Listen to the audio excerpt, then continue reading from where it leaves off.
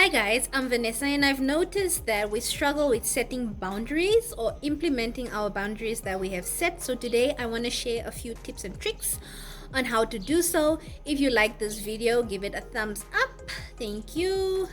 Hi guys, so if you're like me, you've had your boundaries crossed a few times, okay? But now we'll learn how we can set boundaries and implement them without feeling bad.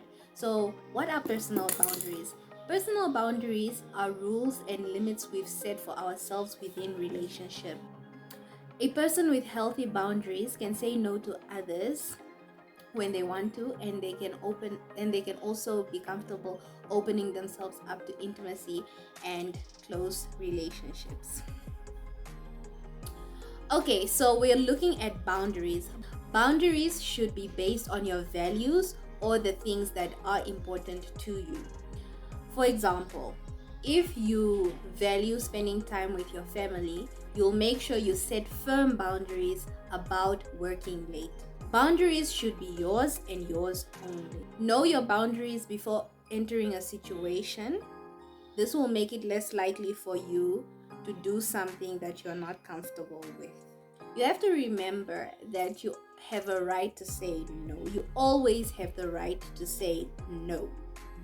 When doing so, you have to express yourself clearly and without ambiguity so that people have no doubt about what you want.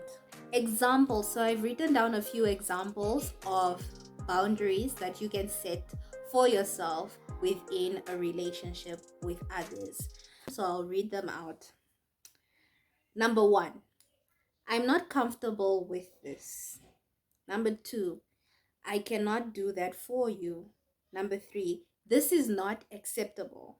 Number 4, please don't do that. Number 5, this doesn't work for me. Number 6, not at this time.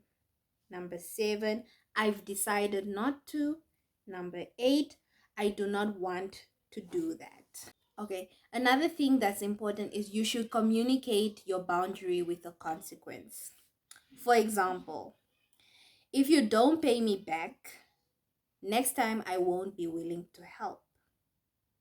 Or another example would be, if you keep talking to me this way, I will leave. And those are certain ways you can express your boundaries with a consequence. How do you set up boundaries? Well, this is what you should do. Number 1, use confident body language. You have to face the person. You have to face the other person, make eye contact. How should you set boundaries?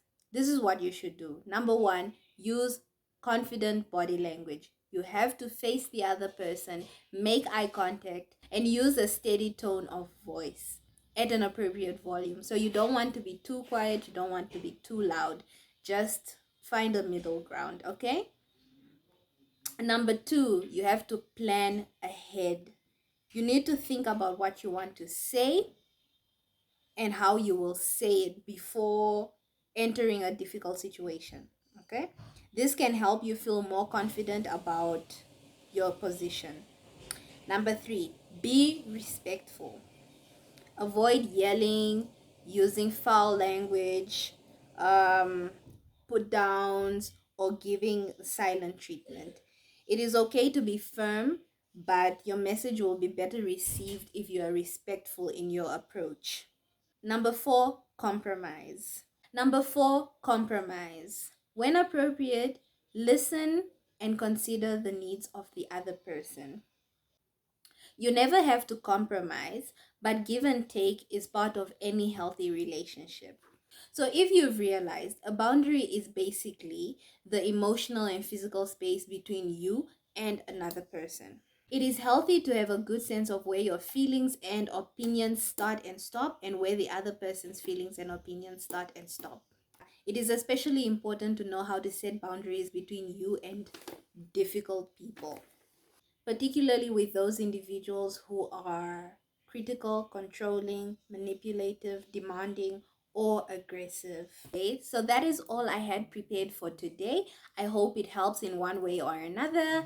Yeah, see you in my next video.